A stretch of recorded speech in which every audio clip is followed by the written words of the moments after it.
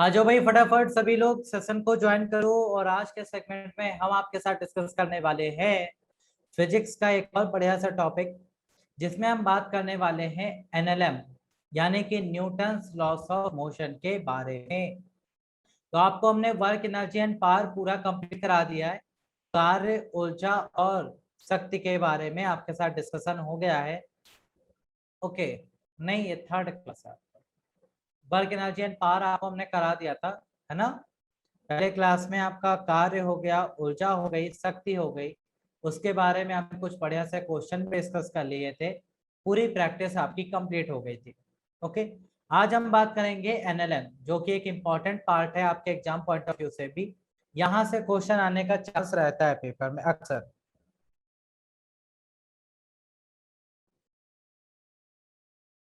तो एनएलएम में देखेंगे, एनएलएम का मतलब न्यूटन्स लॉस ऑफ मोशन, यानी कि न्यूटन के गति के नियम के बारे में जानेंगे।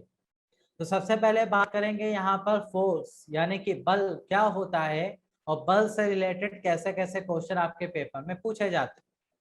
उसके बाद न्यूटन की गति के नियम समझेंगे, फर्स्ट लॉ, सेकंड लॉ और थर्ड लॉ के बारे में जानेंगे। और इन तीनों ही नियम से रिलेटेड एग्जाम्पल्स आपके पेपर में बहुत पूछे जाते हैं।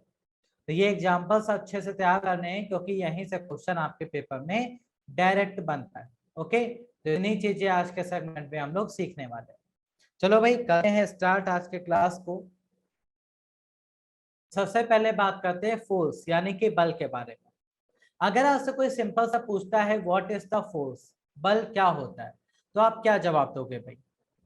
तो आपका सीधा सा जवाब यही होगा कि सर बल जो है वो एक प्रकार का पुश या पुल होता है।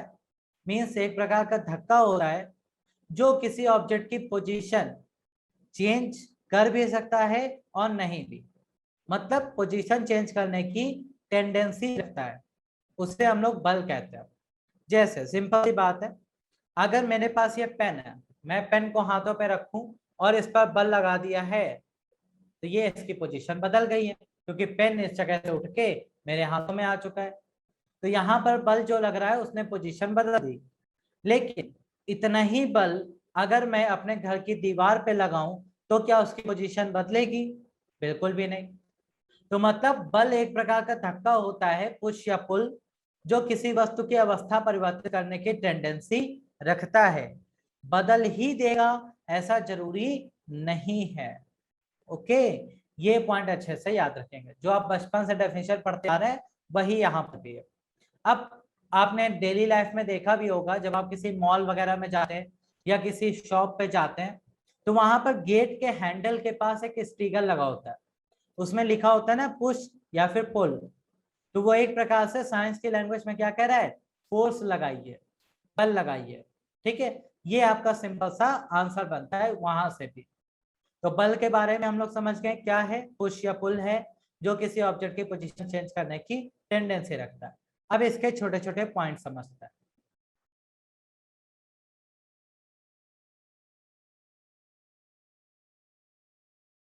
तो बल का फॉर्मूला क्या होता है? F इक्वल्स टू ma होता है। F इक्वल्स टू ma मतलब बल बराबर द्रव्यमान गुणे त्वरण।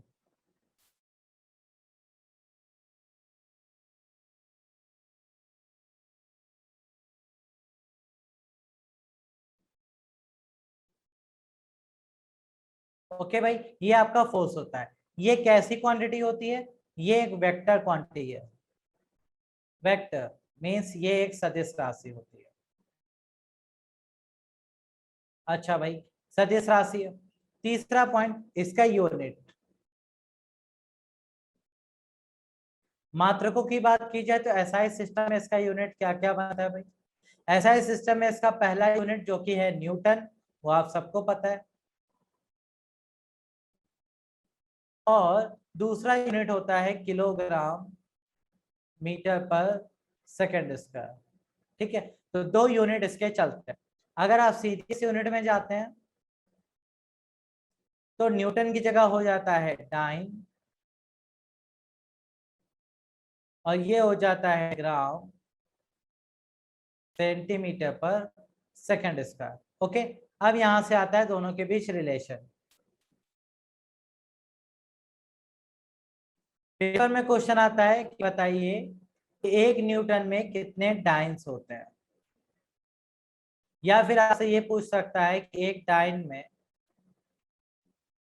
कितने न्यूटन होते हैं। ठीक है, अच्छा अब इसका आंसर क्या बनेगा भाई? 1 न्यूटन में होते हैं 10⁵ और एक डाइन में होते हैं 10⁻⁻5। तो ये दोनों चीजें याद रखिएगा, पेपर में कुछ भी पूछा जा सकता है। न्यूटन से डाइन पूछे तो 10⁵, डाइन से न्यूटन पूछे तो 10⁻⁻5 आप यहाँ पर यूज कर सकते हैं। ओके भाई, ये छोटे छोटे पॉइंट्स हैं जो आपको अच्छे से यहाँ पे याद रखना है। अच्छा, इसका डायमेंशन फॉर्मूला यानी कि विमीय सूत्र जो होता है वो क्या होता है भाई? mLT-2 होता है। ये आपको छोटी छोटी चीजें याद रखनी है बल के बारे में। अब आता है अगला पॉइंट, कहते हैं सर ये बताइए बल कितने प्रकार का होता है। तो बल होते तो बहुत सारे टाइप के हैं, लेकिन आपको यहाँ पे पढ़ने हैं सिर्फ मेन 2 टाइप, कांटेक्ट और नॉन कांटेक्ट, यानी कि संपर्क बल, कांटेक्ट फोर्स, और असंपर्क बल, नॉन कांटेक्ट फोर्स। असंपर्क को हम लोग फील्ड फोर्स भी कहते हैं, क्षेत्रीय बल भी कहते हैं। अच्छा, ये कांटेक्ट और नॉन कांटेक्ट क्या है? बहुत आसान है। कांटेक्ट का मतलब जिसमें बल लगाने के लिए आपको संपर्क करना ही पड़े, वो सारे कांटेक्ट फोर्स होते हैं। जैसे मुझे ये पेन उठाना है तो मुझे हाथों से इसको टच करना ही पड़ेगा। तो जितने भी यांत्रिक बल होते हैं, मैकेनिकल फोर्सेस, यांत्रिक बल, वो सारे के सारे क्या होते हैं? आपके कांटेक्ट फोर्सेस में आते हैं। फ्रिक्शन फोर्स, घर्षण बल की अगर बात करें तो वो भी कांटेक्ट फोर्स है। कहाँ लगता है? दो सॉलिड सरफेस के बीच लगता है, जब दो सॉलिड सरफेस एक दूसरे पे चलने का प्रयास करती हैं, तो ये भी एक कांटेक्ट फोर्स है। टेंशन, तनाव, तनाव भी क्या है? एक कांटेक्ट फोर्स होता है। जब आप एक रस्सी में पत्थर बांध करना चाहते हैं तो वहां जो टेंशन जनरेट होता है वो क्या होता है? वो एक कांटेक्ट फोर्स होता है। दूसरे आते हैं फील्ड फोर्स, क्षेत्रीय बल, जो बिना संपर्क के बल लगा दें, वो नॉन कांटेक्ट फोर्स है। जैसे मैंने पेन पकड़ा, छोड़ दिया, नीचे क्यों गिरा? क्योंकि गुरुत्वाकर्षण बल लग रहा है। किस वजह से? ग्रेविटेशन फोर्स, गुरुत्वाकर्षण बल की वजह से। अब गुरुत्वाकर्षण बल लगता है इसी वजह से, तो क्या होता है? वस्तु बिना टच किए ही नीचे गिर जाती है, तो ये एक नॉन कांटेक्ट फोर्स है। ऐसे ही इलेक्ट्रिक फोर्स, विद्युत बल, इलेक्ट्रिक चार्जेस एक दूसरे को अट्रैक्ट करते हैं, तो वहां पर कौन सा फोर्स लगता है? इलेक्ट्रिक फोर्स, विद्युत बल। मैग्नेटिक फोर्स, चुंबकीय बल,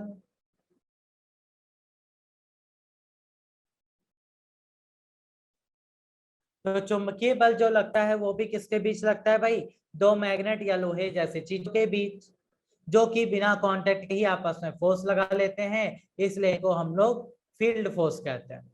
तो फील्ड फोर्स के एग्जांपल ये रहे और कांटेक्ट फोर्स के एग्जांपल ये रहे। इन्हें अच्छे से जरूर याद रखिएगा, पेपर में क्वेश्चन आता है। आगे बढ़ते हुए अब आते हैं न्यूटन के तीनों नियम के पास। तो न्यूटन के तीनों नियम समझने से पहले आपको कुछ छोटे छोटे पॉइंट्स को समझना बहुत जरूरी है। सबसे पहले हम समझते हैं इनर्शिया यानी कि जड़त्व के बारे में।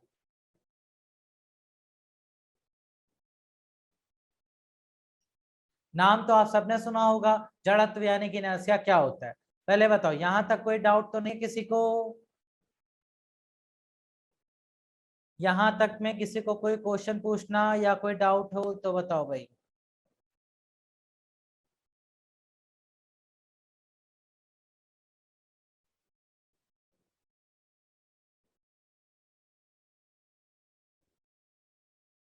नहीं है?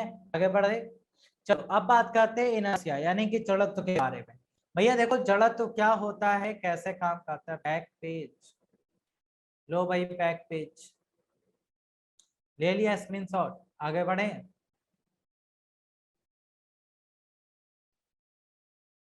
हाँ भाई, सचिन जी बताओ। बढ़े आगे। ओके चलिए, तो इनर्शिया यानी कि जड़त्व की बात कर रहे थे, ध्यान से समझना।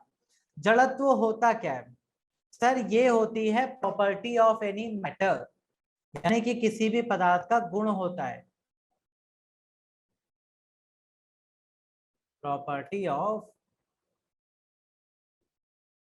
मैटर मतलब ये किसी पदार्थ का गुण होता है, पहली बात। दूसरा, ये करता क्या है सर? ये करता है अपोज, यानी कि इसका काम है विरोध करना। किसका अपोज करता है भाई? चेंज इन स्टेट, अवस्था परिवर्तन का।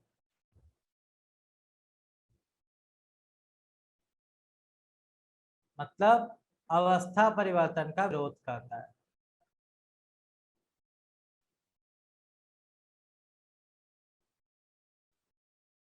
जैसे कि कोई भी ऑब्जेक्ट अगर जिस पोजीशन में है, ये कहता है उसको उसी में रहने दो। जैसे कोई रुका हुआ है तो ये कहता है उसको रुका ही रहने दो, उसको चलाओ मत। और अगर कोई चल रहा है तो ये कहता है उसको चलता ही रहने दो, उसको रोको मत। ठीक है, तो अगर कोई एक ही दिशा में जा रहा है और दिशा बदलना चाहता है तो ये कहता है नहीं नहीं नहीं, दिशा मत बदलो, उसी दिशा में चलते रहो। तो जब कभी भी आप कोई भी बदलाव करते हैं किसी वस्तु की अवस्था में, तो उस बदलाव का जो विरोध करता है वही उस वस्तु का इनर्शिया, जड़त्व कहलाता है। अच्छा भाई, जड़त्व डिपेंड किस पर करता है? इनर्शिया जो है वो डायरेक्टली प्रोपोर्शनल होता है मास, यानी कि जो जड़त्व है वो अनुक्रमानुपाती है द्रव्यमान के। जितना ज्यादा द्रव्यमान उतना ज्यादा जड़त्व, जितना कम द्रव्यमान उतना कम जड़त्व। कैसे? देखो, मान लो आपसे हमने कहा कि आपके पास ये 10 ग्राम का पत्थर है, इसको उठा के आपको फेंकना है, तो आप आसानी से उठाकर फेंक सकते हो। क्यों? क्योंकि अभी ये स्थिर अवस्था में है। आपने बाहर से बल लगाया तो आपने 10 ग्राम के पत्थर को उठाने में बहुत कम बल लगेगा। आपने वो बल लगा लिया तो इसका द्रव्यमान कम है, इस पत्थर का द्रव्यमान कम है, इस वजह से इसका जड़त्व भी कम है। जड़त्व कम है तो यह आपका विरोध कर नहीं पाएगा और आप इसकी अवस्था परिवर्तित आसानी से कर दोगे, क्योंकि अभी चुपचाप रखा था रेस्ट पर, आपने उठा के फेंक दिया तो मोशन करा दिया। क्यों चेंज कर दिया? क्योंकि इसका जड़त्व कम है, यह आपका विरोध नहीं कर पाया, इसीलिए आपने इसको फेंक दिया। लेकिन वहीं पर हम 10 ग्राम की जगह 1000 किलोग्राम का पत्थर ले लें, कहे अब करके दिखाओ, तो आप इसको नहीं फेंक सकते उठा के। क्यों? क्योंकि भाई 1000 किलोग्राम के पत्थर का द्रव्यमान ज्यादा है, इस वजह से इसका जड़त्व ज्यादा है, और जड़त्व का मतलब ये विरोध ज्यादा कर रहा है, और ज्यादा विरोध करेगा तो आपका बल ज्यादा है नहीं कि आप इसको उठा सको, इसलिए ये अपनी स्थिर अवस्था में ही रहेगा। तो कोई भी वस्तु अपनी जिस अवस्था में है उसी अवस्था में रहना चाहती है, यही उसका इनर्शिया कहलाता है। अगर रुकी हुई अवस्था में है तो रुकी रहना चाहती है, चलती हुई अवस्था में है तो चलते रहना चाहती है, एक ही दिशा में है तो एक ही दिशा में रहना चाहती है, दिशा परिवर्तन का विरोध करता है। ओके, ये आपका जड़त्व होता है। अच्छा भाई, अनुक्रमानुपाती है, डायरेक्टली प्रोपोर्शनल, कि जैसे जैसे जड़त्व बढ़ेगा मतलब द्रव्यमान बढ़ रहा है, दोनों अनुक्रमानुपाती हैं एक दूसरे के। ये अगर आपको क्लियर हो गया है तो न्यूटन फर्स्ट लॉ आपका यहीं से समझ में आ जाएगा आपको, बिल्कुल सिंपल सा। न्यूटन फर्स्ट लॉ क्या कहता है कि भैया जड़त्व का नियम, पहले नियम को हम लोग किस नाम से जानते हैं? जड़त्व के नियम से जानते हैं।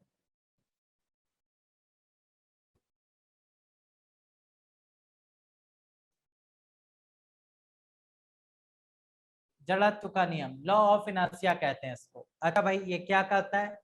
ये नियम कहता है कि अगर कोई वस्तु की अवस्था आप परिवर्तन करना चाहते हैं, अगर किसी वस्तु की अवस्था परिवर्तन करना चाहते हैं तो आप बिना बाह्य बल लगाए उसकी अवस्था नहीं बदल सकते। जैसे ये पेन अभी मेरे हाथों पे रखा है, क्या मैं बिना बल लगाए इस पेन की अवस्था परिवर्तित कर सकता हूं? नहीं कर सकते। जब तक मैं बाहर से बल नहीं लगाऊंगा तब तक इस पेन की पोजीशन नहीं बदलेगी। इसे ही कहते हैं लॉ ऑफ इनर्शिया, यानी कि जड़त्व का नियम, जो कि न्यूटन का पहला नियम है।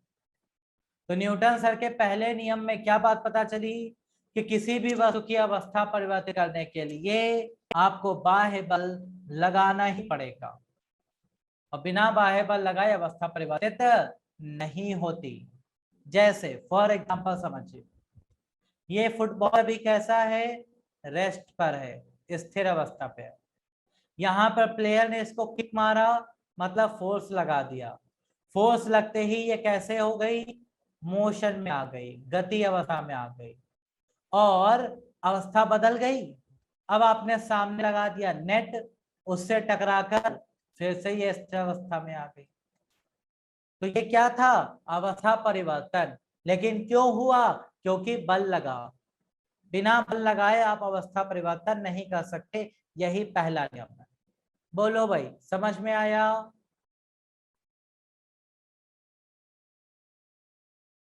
जल्दी से बताओ।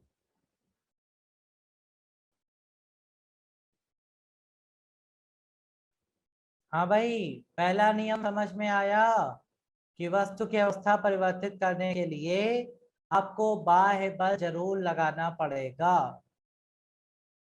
ओके, अब सुनो भाई। अब यहां से आते हैं बहुत सारे एग्जाम्पल जो आपके पेपर में पूछे जाते हैं। जैसे बिल्कुल सिंपल सिंपल सा एग्जाम्पल है। आपने बस, ट्रक, कार, साइकिल, मोटरसाइकिल कुछ तो चलाया ही होगा। नहीं चलाया तो बैठे होगे उसमें। जब आप रुकी हुई गाड़ी में बैठे रहते हो, जैसे मान लो मैं बैठा हूं, रुकी है भी गाड़ी, ठीक है, मेरे पैर उस गाड़ी में टच होते हैं। जब गाड़ी अचानक से आगे बढ़ती है तो मेरे पैर टच हैं, तो पहले मेरे पैर आगे बढ़ जाते हैं। अपर बॉडी अभी भी रेस्ट पे है, स्थिर अवस्था में, इसलिए हमारी बॉडी पीछे की ओर झुक जाती है। ऐसा होता है ना? जब रुकी हुई गाड़ी अचानक से चलती है तो हम पीछे की ओर क्यों झुकते हैं? क्योंकि इनर्शिया वहां पे काम करता है, जड़त्व की वजह से। ठीक है, तो हम किस वजह से पीछे झुकते हैं? जड़त्व की वजह से झुकते हैं, पहला। दूसरा दूसरा है, जैसे कि आप चलती हुई बस में बैठे हो, बस चल रही है, गाड़ी चल रही है, बाइक चल रही है, कार चल रही है, कुछ भी चल रहा है, अचानक से उसमें ब्रेक लगा दिया जाए। जब आप अपनी बाइक में अचानक से ब्रेक लगाते हो तो आप आगे की ओर झुकते हो, तभी कहा जाता है हेलमेट पहनो। क्यों? क्योंकि मान लो एक छोटू है, वो कोई बाइक चला रहा है, ठीक है, छोटू है, उसके पास हायाबूसा टाइप की एक बढ़िया सी बाइक है। इसमें छोटू अपना बैठा है, बाइक चला रहा है, एकदम धूम टाइप का। अचानक से उसके सामने एक दीवार आ जाती है, तो छोटू की बाइक जैसे दीवार से टकराएगी तो छोटू की बाइक तो रेस्ट में आ जाएगी, लेकिन छोटू तो मोशन में ही रहेगा। छोटू दीवार के उस तरफ जाके गिरेगा। छोटू कहाँ गिरेगा? दीवार के दूसरी तरफ जाके गिरेगा। क्यों? क्योंकि मोशन जड़त्व यहाँ पे काम किया। क्या काम किया है? मोशन का जड़त्व यहाँ पे काम किया। इस वजह से छोटू जंप कर गया। आपने भी देखा होगा, जब आप कार में बैठते हो तो आपको क्या प्रेफर करते हैं? सीट बेल्ट लगा लो। कारों में एयर बैग क्यों दिए जाते हैं? सीट बेल्ट क्यों कहा जाता है? क्योंकि भैया सीट बेल्ट इसलिए लगवाते हैं कि अचानक से जब ब्रेक लगेगी तो आप आगे की ओर जाओगे, सीट बेल्ट होगा तो बचे रहोगे, नहीं तो चले ही जाओगे। आपने वो गोल वाला झूला झूले, बड़ा वाला जो मेलों में लगता है, काफी ऊंचा, या फिर रोलर कोस्टर, कभी रोलर कोस्टर में बैठे हो? हाँ, अगर रोलर कोस्टर में बैठे हो तो उसमें पहले आपको देते हैं कि भैया इसको पहन लो, है ना, लोहे की रॉड होती है उसमें जो आपके आगे फिट की जाती है। क्यों? क्योंकि जब आप ऊपर से नीचे आओगे तो वहां पे ग्रेविटी काम करती नहीं है। अगर वो ना हो तो आप हवा में उड़ जाओगे। वो जितनी स्पीड में आता है नीचे, आप हवा में उड़ जाते हो, इसीलिए वो आपको बचाता है। ओके, तो ये कॉन्सेप्ट है, यहाँ पे काम करते हैं। दूसरा, आप जब कभी भी कारपेट को साफ करते डंडे से पीट कर, तो कारपेट को डंडे से पीटने पर क्या होता है? कारपेट पीछे चला जाता है, डस्ट जो उसमें होती है, डस्ट पार्टिकल, वो जड़त्व की वजह से वहीं रह जाते हैं और आपका कारपेट साफ हो जाता है। या फिर आप दूसरा एग्जांपल देखें, आप चलती हुई गाड़ी से जब उतरते हो, ट्रेन से उतर रहे हो, बस से उतर रहे हो, तो आप थोड़ी दूर तक चलते हुए जाते हो, अचानक से नहीं रुकते। क्यों? क्योंकि अगर आप नहीं चलोगे तो इनर्शिया की वजह से आप तुरंत गिर जाओगे, इसीलिए आप थोड़ी देर तक चलते रहते हो जिससे कि आप गिरो ना। ओके, ये सारे के सारे एग्जाम्पल आपके क्या थे? फर्स्ट लॉ से रिलेटेड है, जड़त्व से रिलेटेड है। तो ये जितने भी एग्जाम्पल मैंने आपको बताए, एक बढ़िया एग्जाम्पल, ग्लास में पानी भरिए, उसके ऊपर कार्डबोर्ड रखे, उसके ऊपर एक कॉइन रखिए, कार्डबोर्ड को इतनी तेजी से मारिए कि कॉइन ग्लास में ही गिरे। ये एक्सपेरिमेंट अगर आप लोगों ने कभी किया हो, क्या है? इनर्शिया ही तो है, जड़त्व ही तो काम कर रहा है। तो ये सारे के सारे एग्जाम्पल में कौन काम करता है? जड़त्व काम करता है। ओके, तो ये पॉइंट अच्छे से याद रखिएगा। ये हो गया आपका फर्स्ट लॉ कंप्लीट। पहले नियम में इससे ज्यादा आपसे कुछ भी नहीं पूछा जाता।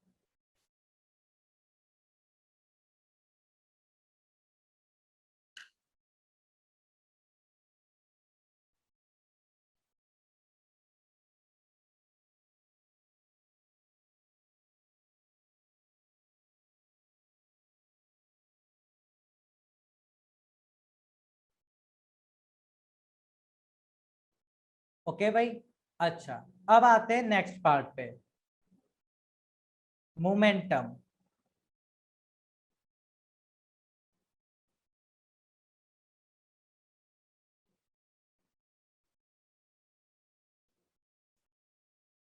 मोमेंटम यानी कि संवेग। संवेग की बात करते हैं, मोमेंटम क्या होता है? मोमेंटम की अगर बात करें तो आप सबने पढ़ रखा है इसके बारे में कि P इक्वल्स टू mv होता है फॉर्मूला, है ना भाई?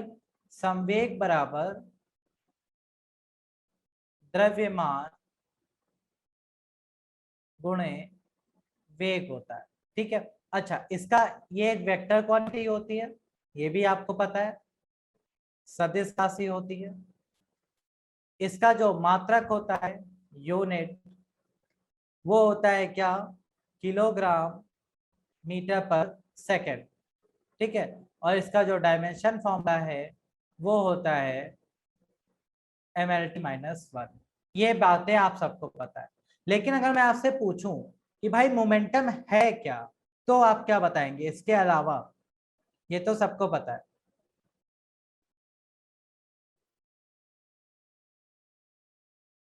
ये तो सबको पता है, किसी किताब में आपको इसका डेफिनेशन नहीं मिलेगा, मिलेगा तो बस यही मिलेगा, संवेग बराबर द्रव्यमान गुणे वेग, यही होता है, सिंपल सी बात। ठीक है, बताओ भाई। अब देखो, संवेग क्या होता है उसको समझते हैं, संवेग आया कहां से वो समझते हैं। भैया देखना बड़ा ध्यान से, आप एक बात बताओ, किसी भी वस्तु पर अगर हम बल लगाना चाहते हैं तो बल क्या द्रव्यमान पर निर्भर करता है कि नहीं करता? मास द्रव्यमान पर निर्भर करता है, और बल क्या वेलोसिटी पर निर्भर करता है कि नहीं करता? वेग पर। ठीक है, अच्छा, दोनों पर करता है, बिल्कुल सिंपल सी बात है, मास और वेलोसिटी दोनों पर करता है। क्यों? क्योंकि अगर आपको किसी वस्तु पर बल लगाना है तो आपके पास अगर द्रव्यमान ज्यादा होगा तो आप बल ज्यादा लगा पाओगे, अगर आपके पास द्रव्यमान ज्यादा नहीं है तो आप अपना वेग ज्यादा कर लो तो भी बल लगा पाओगे। जैसे फॉर एग्जाम्पल, मान लो आपको एक दरवाजा तोड़ना है, आपके पास दो लोग हैं, एक है छोटू जो कि पतला दुबला है, मात्र 30 किलो का, और एक है उसका बड़ा भाई है जो है 150 किलो का। अब बताओ भाई, दरवाजा तोड़ना है, ठीक है, तो बताओ किसका यूज करोगे दरवाजा तोड़ने के लिए? छोटू का कि उसके बड़े भाई का? छोटू के बड़े भाई का यूज करेंगे, क्योंकि छोटू का बड़ा भाई जो है उसका द्रव्यमान ज्यादा है। ठीक है, लेकिन मान लो छोटू के बड़े भाई उस समय अवेलेबल नहीं है, तो छोटू का बड़ा भाई अगर अवेलेबल नहीं है, छोटू से ही काम चलाना पड़ेगा। अब आप क्या करोगे छोटू के साथ? छोटू से कहोगे कि छोटू एक काम करो, तुम दौड़ के आओ। तुम दौड़ के आओगे, तुम्हारा द्रव्यमान जरूर कम है लेकिन तुम्हारी वेलोसिटी बढ़ जाएगी। वेलोसिटी तुम्हारी बढ़ जाएगी तो तुम दरवाजा तोड़ सकते हो, है ना। जैसे सिंपल सा एग्जांपल देता हूं, एयर पार्टिकल, हवा के जो कण होते हैं वो किसी तरह से आपका नुकसान नहीं पहुंचा पाते। हवा चल रही है हल्की हल्की, आप अपना छत पे टहल रहे हो बढ़िया आराम से गर्मा गर्म चाय पीते हुए, हवा चल रही है मस्त, मंद मंद हवाएं चल रही है, आप मौसम का मजा ले रहे हैं। क्यों? क्योंकि हवा के जो पार्टिकल हैं, एयर मॉलिक्यूल्स, वो आपका कुछ नहीं बिगाड़ पाते जब वो मंद मंद चलते हैं। लेकिन वही हवा जब तूफान बनकर आती है तो आपका घर उड़ा ले जाती है, फिर तो कमरे के अंदर बैठे रहो तब भी उड़ जाते हो। क्यों? क्योंकि उसका वेलोसिटी बढ़ गया। तो मतलब दो तरह से बल बढ़ते हैं, या तो द्रव्यमान बढ़ाओ या तो वेलोसिटी बढ़ाओ। तो बस दोनों को एक साथ लिखोगे तो F is directly proportional to delta mv। दोनों के परिवर्तन के हिसाब से बल बदल जाता है, और दोनों के परिवर्तन को एक साथ हम क्या कह देते हैं? संवेग कह देते हैं। यहां से आता है संवेग। संवेग अपने आप में कुछ नहीं होता, इसीलिए इसकी डेफिनेशन नहीं है। बस हम द्रव्यमान और वेग को एक साथ जब लिखते हैं उसका नाम हमने उसको संवेग दे रखा है। बस ये कॉन्सेप्ट है। ओके, ये आपको क्लियर है? तो न्यूटन सेकंड लॉ पूरा क्लियर है। न्यूटन सेकंड लॉ क्या कहता है? किसी भी वस्तु पर लगने वाला बल उसके संवेग परिवर्तन की दर के व्युत्क्रमानुपाती अनुक्रमानुपाती होता है। The rate of change of momentum is directly proportional to the force acting on any object। किसी वस्तु पर कार्य करने वाला बल उसके संवेग परिवर्तन के दर के अनुक्रमानुपाती होता है। P की जगह हम mv लिख सकते हैं। यहां से आप m को बाहर करिए, d/dt जो कि होता है एक्सेलरेशन यानी कि त्वरण। तो हम यहाँ लिख सकते हैं, फिर यहां से कांस्टेंट k आ जाएगा और k की वैल्यू 1 हो जाती है, तो आपका फॉर्मूला आ जाता है F=ma। तो ये फॉर्मूला यहीं से आता है। तो न्यूटन सेकंड लॉ क्या कहता है? किसी भी वस्तु के संवेग परिवर्तन की दर उसके द्वारा लगे बल के अनुक्रमानुपाती होती है। F is directly proportional to dp/dt। यहां से हम P की वैल्यू mv रखते हैं। m द्रव्यमान है, न्यूटन सर ने कहा द्रव्यमान कभी नहीं बदलता, तो द्रव्यमान हटा लो, dv/dt करो तो वो a हो जाता है। बस F बराबर ma, आपका फॉर्मूला आ गया। ये था आपका न्यूटन सेकंड लॉ, जिसे हम लोग बल का नियम भी कहते हैं। इसे हम लोग क्या कहते हैं? बल का नियम भी कहते हैं। ओके, अब यहां से आपको 4 ऑप्शन दिए जाते हैं और क्वेश्चन एक बढ़िया से पूछा जाता है। क्या भाई? ध्यान से देखें।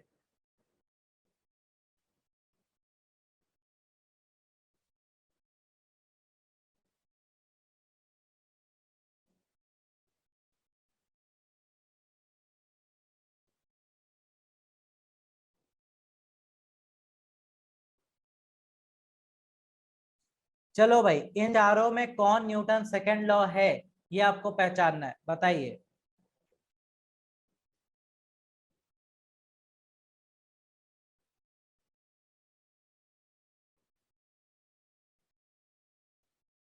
इन चारों में न्यूटन सेकंड लॉ कौन है?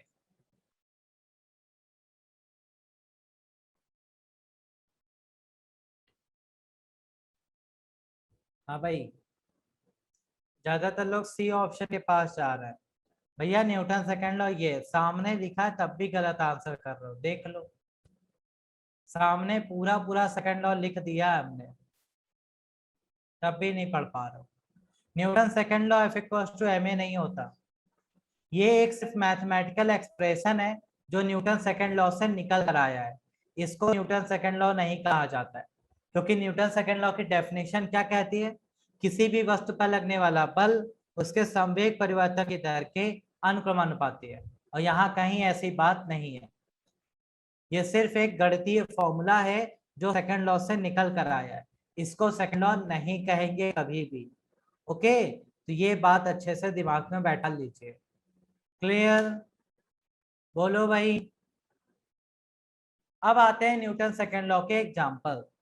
न्यूटन सेकंड लॉ के एग्जाम्पल में आपको सिंपल एक बात याद रखनी है, संवेग परिवर्तन जितना ज्यादा तेज होगा बल उतना ज्यादा लगेगा, संवेग परिवर्तन जितना धीमे होगा बल उतना धीमे लगेगा, कम लगेगा। जैसे दो क्वेश्चन यहाँ से आते हैं पेपर में। आप लोग आईपीएल चल रहा है इस समय, मैच तो देखते ही होंगे। तो आपने कभी देखा है प्लेयर जब कैच पकड़ता है तो वो अपने हाथों को पीछे क्यों ले जाता है? पहला क्वेश्चन।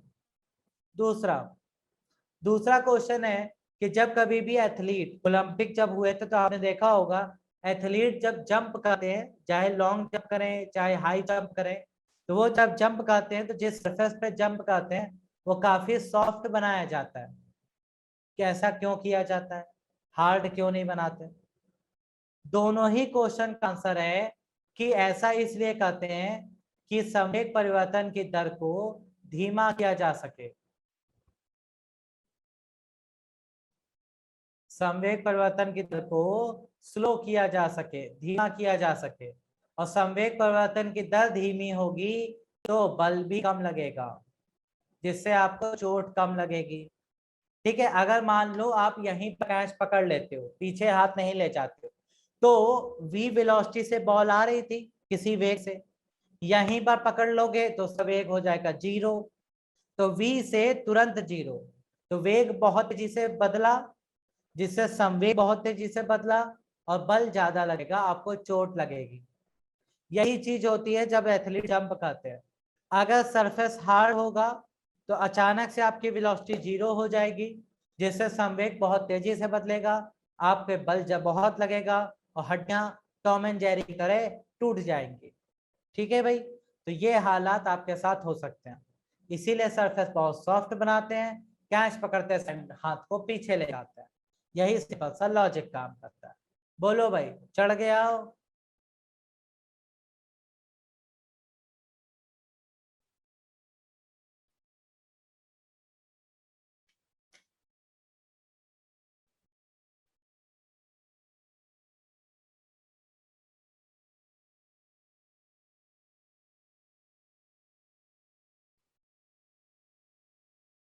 हाँ भाई, चढ़ गया?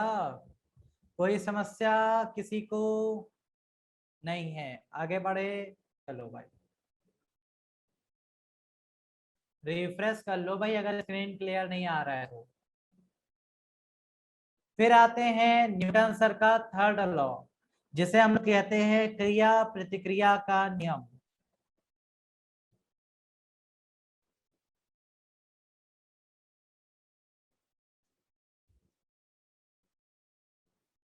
न्यूटन थर्ड लॉ, क्रिया प्रतिक्रिया का नियम, मींस एक्शन रिएक्शन फोर्स। ये नियम बहुत आसान है। Every action has equal and opposite reaction. हर क्रिया की बराबर और विपरीत प्रतिक्रिया होती ही है, उसे कहते हैं न्यूटन थर्ड लॉ। जैसे यहाँ मेज पर एक ब्लॉक रखा हुआ है, ये ब्लॉक नीचे की ओर अपना बल लगा रहा है W बराबर mg। तो इस पर ऊपर की ओर भी एक बल काम कौन कर रहा है? मेज ऊपर की ओर इस पर बल लगा रही है। ये दोनों ही बल एक दूसरे के बराबर हैं लेकिन विपरीत दिशा में लग रहे हैं, इसीलिए इनका टोटल फोर्स हो जाता है जीरो। एफ नेट क्या हो जाता है? जीरो। और एफ नेट जब जीरो हो जाता है तो वहां पर कोई बल कार्य नहीं कर रहा है, इसलिए ये लोग स्थिर अवस्था में है। कैसी अवस्था में है? स्थिर। जैसे मैंने अपने हाथों पे पेन रखा, अभी ये पेन स्थिर अवस्था में है। क्यों? क्योंकि जितना बल ये पेन नीचे लगा रहा है उतना ही बल मेरे हाथ इस पर लगा रहे हैं, तो दोनों बल बराबर है, क्रिया प्रतिक्रिया, इस वजह से इस पर कुल बल जीरो है और ये चुपचाप ऐसे रखा हुआ है। ठीक है भाई? अच्छा, और भी कई सारे केसेस हैं। आपने बलून देखा है? बलून, गुब्बारा फुलाया है कभी भी? जब आप बलून को फुलाते हैं उसके अंदर गैस भरते हैं, ठीक है? अब आप उसको क्या करिए, गांठी मत लगाइए या फिर उसमें धागे से मत बांधिए, उसको छोड़ दीजिए। क्या होता है, बलून से जैसे जैसे हवा निकलती है वैसे वैसे बलून आगे बढ़ता है। क्यों? क्योंकि जब बलून से हवा निकलती है तो हवा है क्रिया, हवा क्या है, क्रिया है। तो प्रतिक्रिया किधर होगी, दूसरी तरफ होगी, तो बलून आगे बढ़ता चला जाता है। किया है ना कभी आप लोगों ने एक्सपेरिमेंट कि बर्थडे में गुब्बारे फुला रहे, अचानक से हाथ से छूट गया तो हवा में उड़ता हुआ चला जाता है। क्यों जाता है? एक्शन रिएक्शन है, क्रिया प्रतिक्रिया है, इक्वल और अपोजिट फोर्स लगते हैं वहां पे।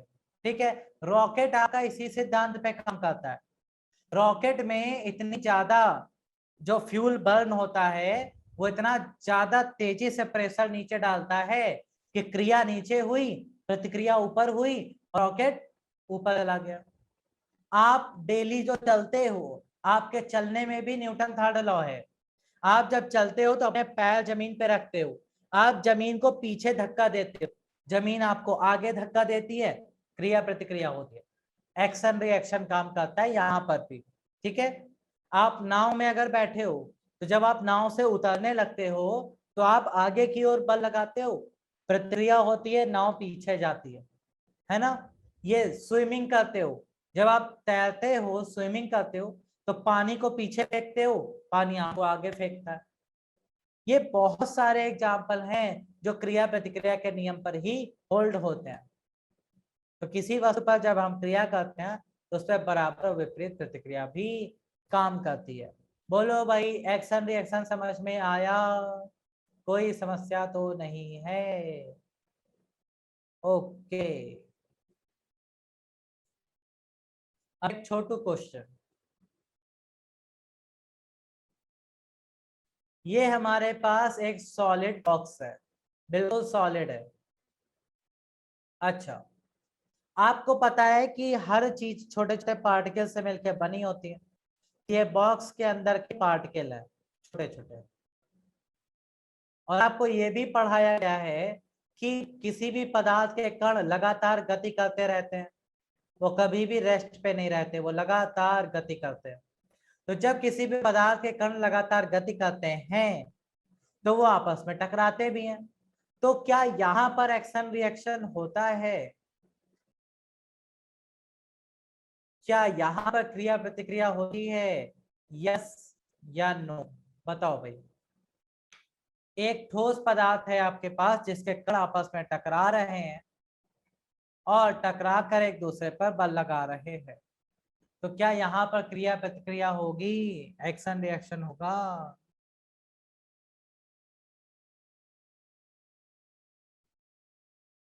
होना चाहिए। ज्यादातर लोग यस के साथ है, कुछ लोग नो भी कह रहे हैं। मेरे प्यारे भैया, करेक्ट आंसर है नो। अब रूल समझो, रूल क्या कहता है? रूल कहता है कि क्रिया प्रतिक्रिया का जो बल है, एक्शन रिएक्शन का जो फोर्स है, वो सिर्फ और सिर्फ किसके बीच लगता है? दो अलग अलग वस्तुओं के बीच लगता है भाई। हमेशा किसके बीच लगेगा? हमेशा दो डिफरेंट बॉडीज के बीच लगता है।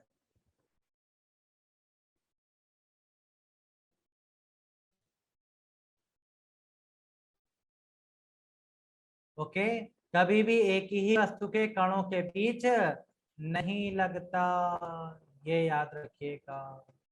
ओके, तो एक्शन रिएक्शन हमेशा दो डिफरेंट ऑब्जेक्ट के बीच लगता है, सेम ऑब्जेक्ट के पार्टिकल के बीच कभी नहीं लगेगा। बस ये रूल आप याद रखिएगा। किसमें दो पार्टिकल हैं भाई? कहाँ दो पार्टिकल हैं? दो अलग अलग पार्टिकल कहाँ हैं? ये तो पदार्थ के, एक ही पदार्थ के सारे कण हैं। दो अलग अलग वस्तुएं मैं कह रहा हूँ, दो डिफरेंट डिफरेंट ऑब्जेक्ट। मैं यहाँ तो सब एक ही पदार्थ के कण हैं, अगर ये सॉलिड है तो इसमें सारे के सारे सॉलिड के ही तो कण है, इस वजह से। ठीक है, चलो ये हो गया आपके न्यूटन सर के तीनों नियम जो हमने यहाँ पर किए डिस्कस। एक बार करते हैं रिकैप, फिर आते हैं क्विज पे। तो सबसे पहले हमने यहाँ पे क्या सीखा? फोर्स, बल क्या होता है? किसी भी वस्तु पर लगने वाला एक प्रकार का पुश या पुल, एक प्रकार का धक्का, उसे ही हम लोग बल कहते हैं। बल जो होता है वो F बराबर ma होता है, और इसके फॉर्मूले से हमें पता चला कि एक वेक्टर क्वांटिटी है, सदिश राशि है। इसका जो मात्रक होता है वो एसआई सिस्टम में न्यूटन या फिर kilogram metre per second square होता है, सीजीएस में डाइन या फिर ग्राम सेंटीमीटर पर सेकंड स्क्वायर होता है। 1 न्यूटन में 10 टू पावर 5 डाइन और 1 डाइन में 10 टू द पावर -5 न्यूटन होता है। विमी सूत्र mlt -2 होता है। फिर हमने देखा टाइप्स ऑफ फोर्सेस। बल कितने प्रकार के हैं? दो प्रकार के बल होते हैं, संपर्क और गैर संपर्क। संपर्क बल वो होते हैं जिसमें घर्षण बल, मैकेनिकल यांत्रिक बल, टेंशन तनाव बल, ये सब आते हैं, जिसमें बिना संपर्क किए बल नहीं लगाया जा सका। लेकिन ऐसे बल जिसमें बिना संपर्क के आप बल लगा सकते हैं, जैसे गुरुत्वाकर्षण, विद्युत बल, चुंबकीय बल, तो ये सब आपके फील्ड फोर्स होते हैं। ठीक है, क्षेत्रीय बल होते हैं। इसके बाद हमने जाना इनर्शिया, जड़त्व के बारे में। जड़त्व किसी भी पदार्थ का वो गुण होता है जो उस पदार्थ के अवस्था परिवर्तन का विरोध करता है। अब यहाँ पर जड़त्व किस पर निर्भर करता है? वो द्रव्यमान पर निर्भर करता है। जितना ज्यादा द्रव्यमान उतना ज्यादा त्वरण, उतना ज्यादा जड़त्व वहां पे काम करेगा। ठीक है भाई, जड़त्व से आपका पहला नियम क्लियर होता है, न्यूटन फर्स्ट लॉ। जड़त्व का नियम इसे कहा जाता है। ये कहता है कि अगर किसी वस्तु पर बाह्य बल नहीं लगाओगे जब तक, तब तक उसकी अवस्था परिवर्तन नहीं किया जा सकता। जैसे आपको बाइक चलानी है तो बाह्य बल लगाना पड़ेगा, आपको किसी चीज को रोकना है तो बाह्य बल लगाना पड़ेगा। बिना बाह्य बल लगाए वस्तु की अवस्था परिवर्तन पॉसिबल ही नहीं है। ठीक है, अच्छा, फर्स्ट लॉ के एग्जांपल आपने बताए बहुत सारे, जैसे कारपेट को साफ करना डंडे से पीट कर, या फिर चलती हुई गाड़ी जब अचानक से रुकती है तो आगे की ओर क्यों झुकते हैं, रुकी हुई गाड़ी जब अचानक से चलती है तो पीछे की ओर क्यों झुकते हैं, चलती हुई गाड़ी से उतरते हैं तो थोड़ी देर तक चलते रहते हैं, ऐसा क्यों करते हैं, या फिर रनर जो रेस करते हैं वो भी तुरंत नहीं रुकते हैं, जीतने के बाद भी थोड़ी देर चलते रहते हैं, है ना। ये सारे के सारे जो आंसर हैं वो सब इनर्शिया से निकलते हैं, फर्स्ट लॉ से क्लियर होता है। फिर आता है आपका सेकंड लॉ। सेकंड लॉ से पहले हम समझते हैं मोमेंटम, संवेग। संवेग क्या होता है? P equals to mv। संवेग बराबर द्रव्यमान गुणे वेग होता है। वेक्टर क्वांटिटी है, kilogram metre per second unit है, डायमेंशन mlt-1 है। संवेग कहता है कि किसी वस्तु पर जो बाह्य बल कार्य करता है वो बल संवेग परिवर्तन की दर के अनुक्रमानुपाती होता है। जैसे जैसे संवेग बदलेगा वैसे वैसे बल का अमाउंट भी बदलेगा। अब यहाँ से एग्जाम्पल क्या बनता है भाई?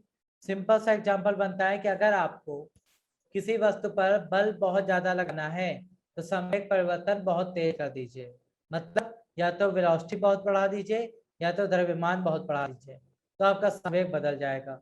संवेग बढ़ेगा तो बल भी बढ़ेगा, संवेग घटेगा तो बल भी घटेगा। सिंपल सा लॉजिक है। ठीक है, अच्छा, एग्जाम्पल मैंने आपको दो दिए ही थे। क्रिकेट में प्लेयर कैच क्यों पकड़ता है हाथ पीछे करके, और एथलीट सॉफ्ट सरफेस पे क्यों जंप करता है।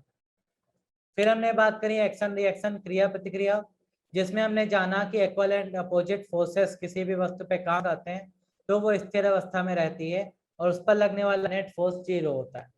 जैसे फॉर एग्जांपल आपके पास बलून है, बलून को आप छोड़ दीजिए गैस भर के तो वो पीछे की ओर गैस को रिलीज करता है, खुद आगे जाता है ना। ये सिंपल सा लॉजिक यहाँ पे काम करता है। फिर इसके अलावा और भी कई सारे एग्जाम्पल हैं। नाव से उतरते समय नाव पीछे जाती है, आप जब पैदल चलते हो तो आप धरती को पीछे की ओर धकेलते हो, वो आपको आगे की ओर धकेलती है। ठीक है, और भी डेली लाइफ एग्जाम्पल बहुत सारे न्यूटन थर्ड लॉ के बनते हैं। ठीक है भाई, तो यहाँ तक हमने आपको जितना पढ़ाया, किसी को कोई समस्या या कोई कंफ्यूजन? न्यूटन थर्ड लॉ हमेशा और हमेशा दो अलग अलग वस्तुओं पे ही कार्य करता है। बताओ भाई।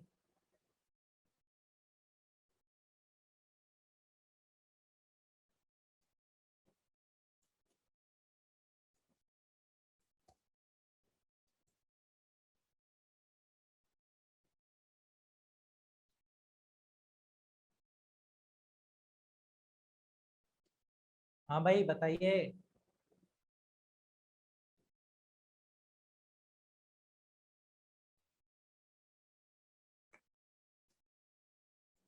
किसी को कोई समस्या या कोई कंफ्यूजन तो बताओ भाई जल्दी से, अदरवाइज क्विज कराएं आपसे। ओके, चलो भाई क्विज करूं, क्वेश्चन आपके पास है, जल्दी से देखो आंसर बताओ।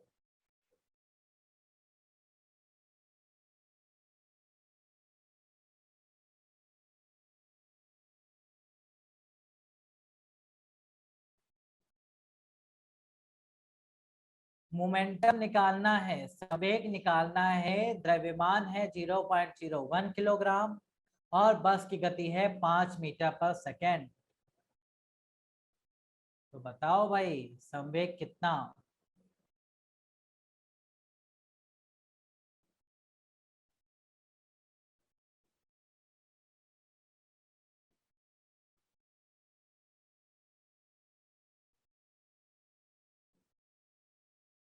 A option. Okay,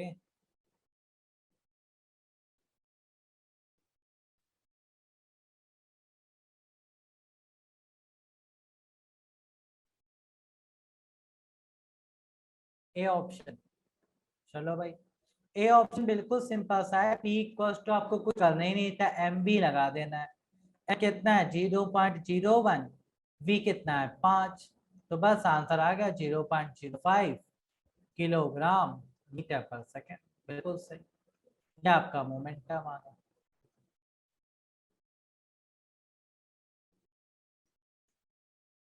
A option सही हो गया। चलो नेक्स्ट क्वेश्चन पे आते हैं भाई, अगला क्वेश्चन पढ़े।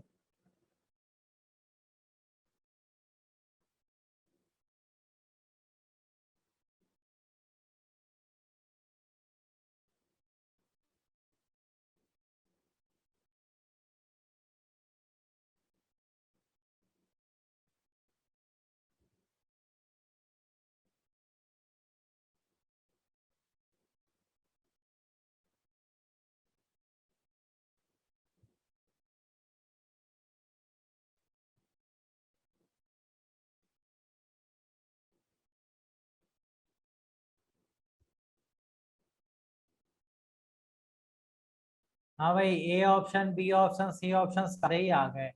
चलो भाई, दो समान द्रव्यमान की गेंदें अगर रेत पर गिराई जाती हैं और दोनों का पेनिट्रेशन अगर आपको सेम करना है तो दोनों का संवेग समान होना चाहिए। द्रव्यमान पहले ही समान है, वेग भी समान कर दो तो संवेग समान हो जाएगा, संवेग समान होगा तो समान गहराई तक जाएंगे। बिल्कुल सही आंसर है ऑप्शन नंबर सी, बिल्कुल करेक्ट। अगला क्वेश्चन भाई।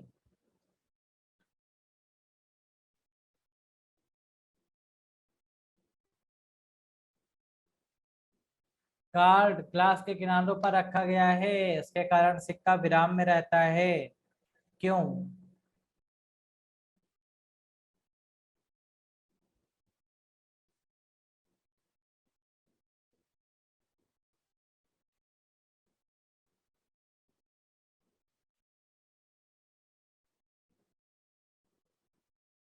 ए, बी, ओके, ए और बी वाले आंसर ज्यादा है, बी वाले बहुत ज्यादा है। करेक्ट आंसर है इनर्शिया ऑफ रेस्ट बाई। अभी अभी पढ़ा के आए हैं यार, तब भी गलत कर देते हो। अभी अभी पढ़ा के आए कि नहीं पढ़ाए, क्वाइन को अगर आप एक ग्लास में उसको कार्डबोर्ड से ऐसे ढक दें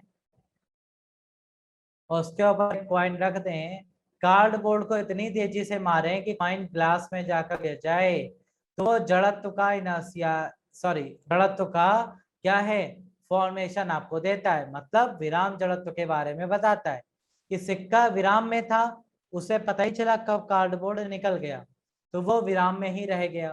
तो इसे क्या कहते हैं, इनर्शिया ऑफ रेस्ट कहते हैं, विराम जड़त्व कहा जाता है। ठीक है, ये पॉइंट अच्छे से दिमाग में बैठा लो। ओके, तो ये हो गए कुछ क्वेश्चन जो हम लोगों ने आज के सेशन में किया डिस्कस। इतना ही आज ले रखते हैं, इसको तैयार करिएगा भाई। और आपको कोई भी डाउट या कंफ्यूजन है अभी, तो अभी पूछ लो, अदरवाइज नेक्स्ट क्लास में पूछ सकते हैं, अगर आप घर पे इसको तैयार करेंगे तो। बोलो, जितना पढ़ाया कोई समस्या।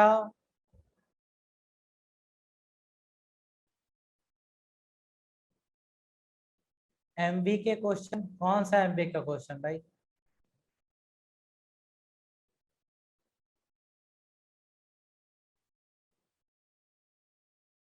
एक सेकेंड, एमवी का क्वेश्चन कौन पूछ रहा है भाई?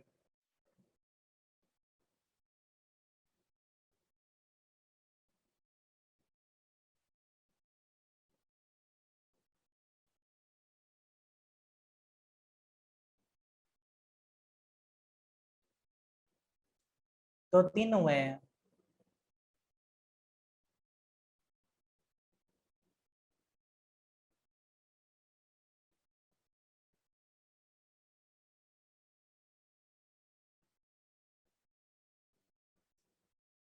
ओके, सेकंड को दोबारा रिपीट कर दे। कौन सा सेकंड पूछ रहे हैं भाई, बताओ जरा।